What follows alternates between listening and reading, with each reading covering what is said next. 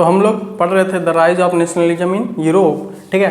तो अभी आज जो हम लोग को टॉपिक करना है वो क्या है, न्यू कंजर्वेटिज्म इन यूरोप। मतलब यूरोप में एक नया कंजर्वेटिज्म आया था, वो कैसे आया था उसको समझेंगे। उससे पहले हम लोग को ये समझना होगा कि कंजर्वेटिव होता क्या है ना। मतलब कंजर्वेटिव लोग जो होते हैं वो कौन होते हैं, ठीक है। कंजर्वेटिव्स हम लोग किसको कहते हैं, ठीक है। तो वैसे लोग को हम लोग कंजर्वेटिव कहते हैं जो कि विश्वास करते हैं किस चीज़ में, इंपॉर्टेंस ऑफ ट्रेडिशन में, है ना, इस्टेब्लिश इंस्टीट्यूशन में, कस्टम्स में, है ना। प्रीफर्ड क्या करते हैं वो लोग, gradual development to quick changes. इसका मतलब ये हुआ कि जो लोग बिलीव करते हैं ट्रेडिशंस में, है ना। ट्रेडिशन मतलब रिचुअल जो होता है, मतलब पुराने ज़माने से जो चलता आ रहा है ना, पहले से जो चलता आ रहा है, जो इस्टेब्लिश इंस्टीट्यूशंस है पहले से, चाहे वो मोनार्की हो चाहे वो जो भी हो, ठीक है। जो नियम कानून होते हैं मानने वाले, है ना, नियम कानून मानने वाला इन द सेंस की रिचुअल्स को मानने वाले, ठीक है, कस्टम्स को, है ना। और क्या कि ग्रेजुअल डेवलपमेंट को लोग बिलीव करते हैं टू क्विक चेंजेस। मतलब वो लोग को तुरंत चेंजेस नहीं चाहिए, वो लोग को धीरे धीरे अगर चेंज भी करना है तो क्या करो, धीरे धीरे चेंज करो। बाकी ये तो लोग तो चेंजेस चाहते ही नहीं, ये लोग चाहते हैं कि वही पुराना चीज़ चलता रह जाए, ठीक है। अगर चेंज करना भी है तो क्या, धीरे धीरे चेंज करो, ठीक है। उसके बाद क्या, ये लोग सपोर्ट करते हैं किसको, फ्रांस में जो कंजर्वेटिव था वो किसको सपोर्ट करते थे, मोनार्की को। उन लोग के हिसाब से क्या था, मोनार्की को रहने दिया जाए, ठीक है। अब कौन लोग मोनार्की थे, कंजर्वेटिव थे यूरोप में, बेसिकली जो एरिस्टोक्रेट थे, अमीर लोग जो थे, है ना, नोबल्स लोग जो थे, और जो कलर्जी लोग थे। नोबल समझते हैं, नोबल्स का मतलब ऐसा राजा वाजा लोग का जितना रिश्तेदार सब नोबल्स कहलाता है। कलर्जी यानी चर्च वाले लोग सब जो होते हैं, है ना, उसको कलर्जी कहते हैं, ठीक है। तो यही लोग यूरोप में ज़्यादातर क्या थे, कंजर्वेटिव लोग थे, ठीक है। अब आगे समझते हैं। देखो अब कंजर्वेटिज्म जो है, अब वो कंजर्वेटिज्म क्या है। सबसे पहली बात कि नेपोलियन जो था ना, नेपोलियन बेसिकली एक तरह से तो समझो कि नेपोलियन क्या किया था, मिलिट्री कूप किया था, है ना। तो बेसिकली एक तरह से कह सकते हो कि फ्रांस पे इसके पहले क्या चल रहा था, मिलिट्री वाला राज टाइप चल रहा था, ठीक है। क्योंकि उसके पहले क्या था, नेशनल असेंबली सब था, है ना, बेसिकली डेमोक्रेसी था, है ना। तो उसको हटा के नेपोलियन आया था। अब नेपोलियन जो है ना, ये भाई साहब को लड़ने उड़ने का तो पूरा शौक था ही, लड़ के बहुत ज़्यादा एरिया भी कब्जा कर लिया था फ्रांस के आसपास का, ठीक है। और क्या, लेकिन अब उससे दिक्कत होने लगा था कौन लोगों को, कंजर्वेटिव लोग को, है ना। जैसे ब्रिटेन हो गया, फ्रांस हो गया, रसिया हो गया, है ना, फ्रांस में तो यही था, ठीक है, रसिया हो गया, ऑस्ट्रिया हो गया, ये सबको बड़ा दिक्कत हो रहा था, ठीक है। तो ये लोग क्या किया, सारा लोग मिल के जो है ना इसको पीट दिया, किसको, नेपोलियन को। कब पीट दिया, 1815 में। तो 1815 में जो है ना एक युद्ध हुआ जिसका नाम क्या था, बैटल ऑफ वाटरलू। बहुत इंपॉर्टेंट है ये, है ना, इसको याद रखना हमेशा। नेपोलियन कौन से बैटल में हारा था, बैटल ऑफ वाटरलू। कब हुआ था, 1815 में हुआ था, ठीक है। अब हारने के बाद क्या हुआ कि पूरा यूरोप का गवर्नमेंट अब क्या चला, कौन चलाने लगा, कंजर्वेटिव लोग, मतलब वही मोनार्की सब जो चल रहा था, ठीक है। और क्योंकि फ्रांस में ही बस ऐसा चेंजेज हो रहा था और सब जगह तो राजा ही था, ठीक है। तो कंजर्वेटिव लोग के द्वारा पूरा यूरोप चलने लगा, ठीक है। अब कंजर्वेटिव लोग जैसा कि बताएं, है ना, रेडिकल चेंजेस बिल्कुल नहीं चाहते थे कि एकदम से चेंज हो जाए सोसाइटी, ठीक है। और क्या, वो लोग, अब देखो नेपोलियन को हराया तो सही, ठीक, लेकिन नेपोलियन बहुत सारी चीज़ों को लाया था, बहुत सारे नियम कानून लाया था, जैसे सिविल कोड में भी बहुत सारी चीज़ें लाया था वो, ठीक है। तो उसमें से जो इन लोग को अच्छा लगा ना, जो अच्छा लगा उसको रख लिया, बाकी सबको हटा दिया। इसमें भी क्या करा, they supported some of the Napoleon administrative changes, जैसे कि मॉडर्न आर्मी रखना, है ना, इफिशिएंट ब्यूरोक्रेसी रखना। ब्यूरोक्रेसी का मतलब ऑफिसर लोग होता है जो सरकारी नौकरी वाला टाइप होता है ना, उसको ब्यूरोक्रेट कहते हैं, ठीक है।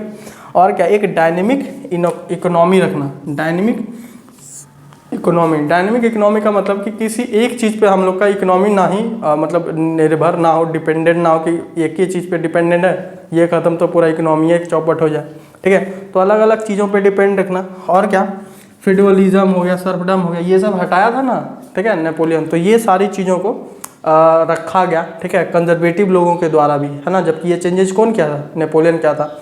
और इसके अलावा जितना चेंजेस किया था ना, सारा को बदल दिया ये लोग, ठीक है। अभी आगे ट्रीटी ऑफ वियना जब पढ़ेंगे तो उसमें समझेंगे, ठीक है। देखो अब ट्रीटी ऑफ वियना समझते हैं। हम लोग जानते हैं, है ना, कि जब भी कोई वॉर होता है ना, तो वॉर के बाद एक समझौता होता है ना, जिसके बीच में लड़ाई हो रहा था उसके बीच में क्या होता है, समझौता होता है। तो नेपोलियन और इन लोगों के बीच में भी एक समझौता हुआ, ठीक है ना।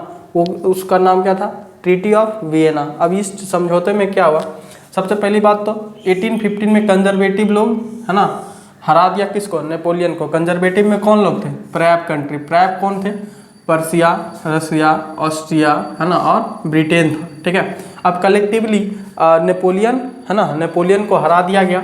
ठीक है, सारा मिलकर किसको हरा दिया? नेपोलियन को। ठीक है, और उसके बाद में वियना में ये लोग मिला, एक सेटलमेंट ड्रॉ किया, किसके लिए? यूरोप के लिए। मतलब अब यूरोप में क्या करना है, कैसे करना है। ठीक है, जितना जितना चीज़ें था, है ना, जैसे यूरोप को इस 2-3 भाग में बांट दिया, ये वो कर दिया। ठीक है, और क्या किया, वो जो कांग्रेस था, है ना, वो जो बेसिकली वो जो मीटिंग था ना, उसको होस्ट किया गया किसके द्वारा?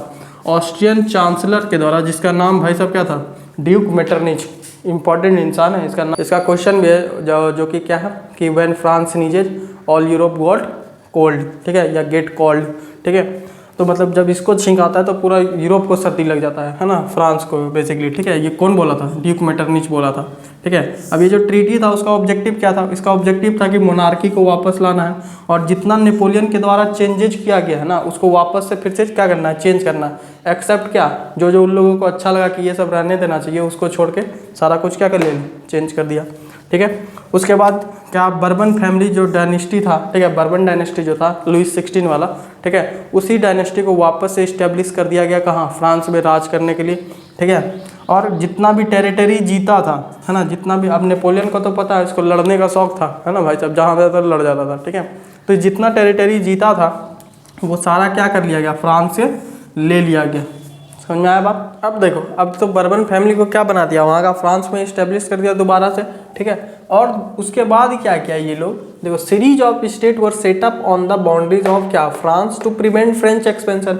मतलब अब फ्रांस के बाउंड्री पे जो है ना, अलग अलग तरह के अलग अलग स्टेट को भी क्या कर दिया गया? इस्टेब्लिश कर दिया गया, ताकि फ्रांस उसके आगे अपना एक्सपेंशन ना कर सके। ठीक है, अब देखो कि जैसे कि अब बहुत सारा नेपोलियन जो है ना, फ्रांस के आसपास का बहुत सारा एरिया जीत के रखा था। भाई साहब एकदम लड़ाकू इंसान था, एकदम जहाँ जाता था जीत भी जाता था। वो हार गया, वो भी उतना कंट्री उसको मिल के हराया तब। ठीक है, तो बेसिकली क्या हुआ कि जो किंगडम ऑफ नीदरलैंड है ना, ये नॉर्थ में उसको दे दिया गया। मतलब नॉर्थ में नीदरलैंड को सेटअप कर दिया गया, है ना, और साउथ में तुम्हारा जिनोवा। ठीक है, उसके बाद पर्सिया को भी दे दिया गया वेस्ट के तरफ, है ना, नॉर्थ हो गया, साउथ हो गया, वेस्ट हो गया, वेस्ट के तरफ पर्सिया को दे दिया गया।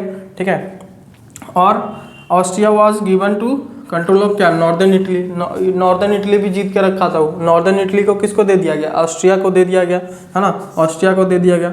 लेकिन जो जर्मन कन्फेडरेशन स्टेट था ना, 39 स्टेट, नेपोलियन क्या किया था? जर्मनी को 39 स्टेट में बांट दिया था। ठीक है, उसको ये लोग छुआ नहीं, मतलब उसको जैसे था वो उसको वैसे ही रहने दिया। ठीक है, जर्मनी। ठीक है, और क्या कि उसके बाद ईस्ट में देखो, है ना, नॉर्थ में हो गया, साउथ में हो गया, है ना, वेस्ट में हो गया, ईस्ट में देखो, ईस्ट में जो है ना, रसिया को जो है ना पोलैंड का कुछ पार्ट दे दिया, जबकि पर्सिया को भी, है ना, सैक्सोनी का कुछ पोर्शन दे दिया। मतलब जितना जगह जीता था सबको बांट दिया ये लोग। ठीक है, जैसे चारों कंट्री लड़ा था ना, जैसे कि ब्रिटेन हो गया, है ना, प्रेप था ना, तो पर्सिया, रसिया, ब्रिटेन, है ना, और कौन? ऑस्ट्रिया। ठीक है, तो ये सारे में बांट दिया ये लोग कि भाई तुम लोग ले जाओ जीतने के बाद। ठीक है, बात समझ में आया यहाँ तक? आगे समझते हैं रिवोल्यूशनरीज को। ठीक है, अब रिवोल्यूशनरीज वो लोग को कहते थे ना जो सोसाइटी में चेंजेस चाहते थे। ठीक है, जो सोसाइटी में चेंजेस चाहते थे। कंजर्वेटिव लोग कौन? जो कि चेंजेस नहीं चाहते थे। ठीक है, और क्या, अब जो है ना, अब देखो हुआ क्या कि as a counter force revolutionary started to grow क्या? In Europe. अब इस चक्कर में क्या हुआ? रिवोल्यूशनरी जो है ना यूरोप में बढ़ना शुरू हो गया। मतलब रिवोल्यूशनरीज लोग जो थे उसका नंबर क्या होगा? बढ़ना शुरू हो गया। और जो ज़्यादातर जो रिवोल्यूशनरीज थे वो कौन लोग थे? मिडिल क्लास वाले लोग थे। ठीक है, अब मिडिल क्लास वाले लोग जो थे ये लोग चाहते क्या थे? ये लोग चाहते थे कि मोनार्कियल फॉर्म जो है ना ख़त्म कर दिया जाए, जो कि खास करके कब बना था, है ना, एक तो पहले बहुत मेहनत से लुइस 16 से ये लोग बनाया था क्या? रिपब्लिक बनाया था।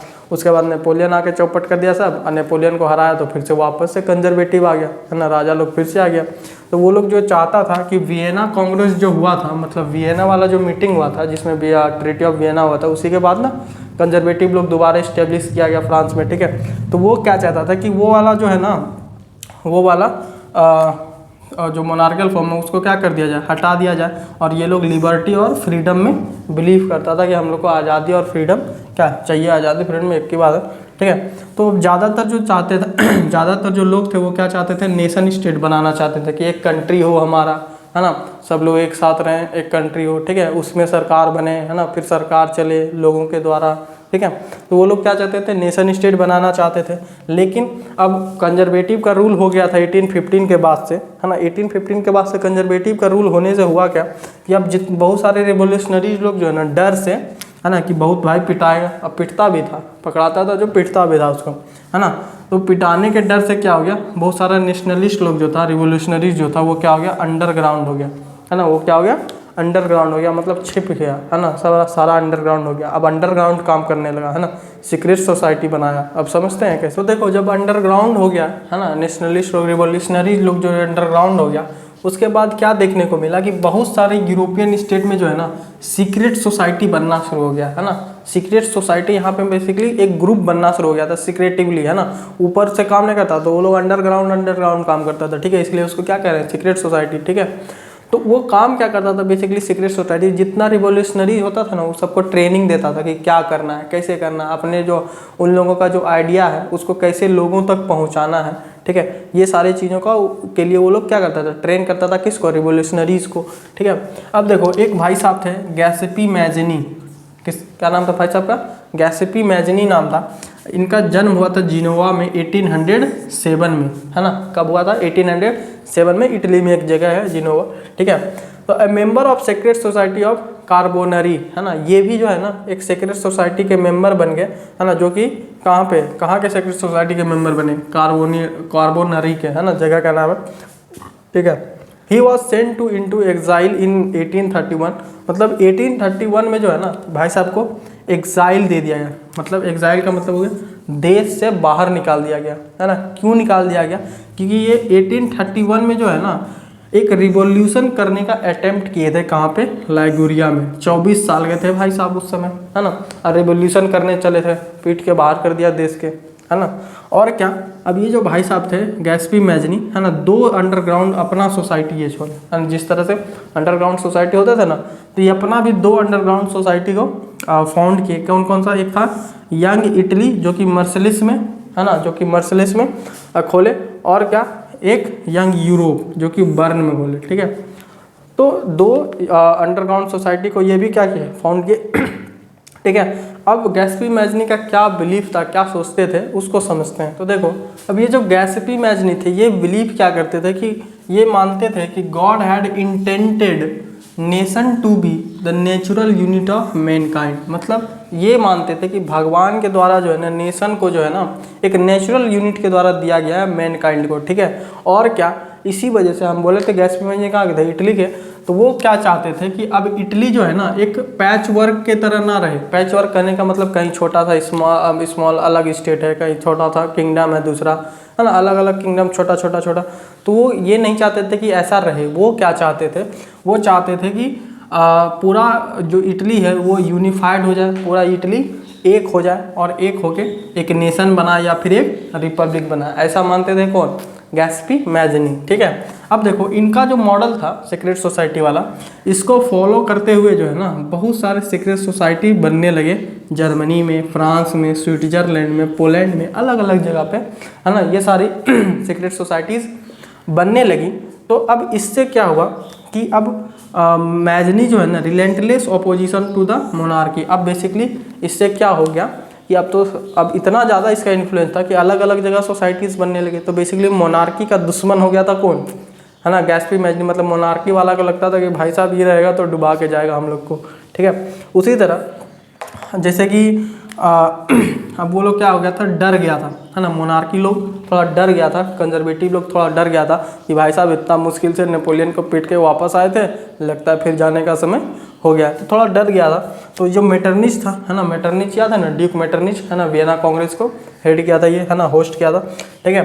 तो अब मेटरनिच जो था गैस्पी मैजनी को डिस्क्राइब कैसे किया है, देखो, described him as the most dangerous enemy of our social order. उसने कहा था मेटरनिच ने कि गैस्पी मैजनी जो है ना हमारे सोशल ऑर्डर का सबसे खतरनाक क्या है, दुश्मन है, ठीक है।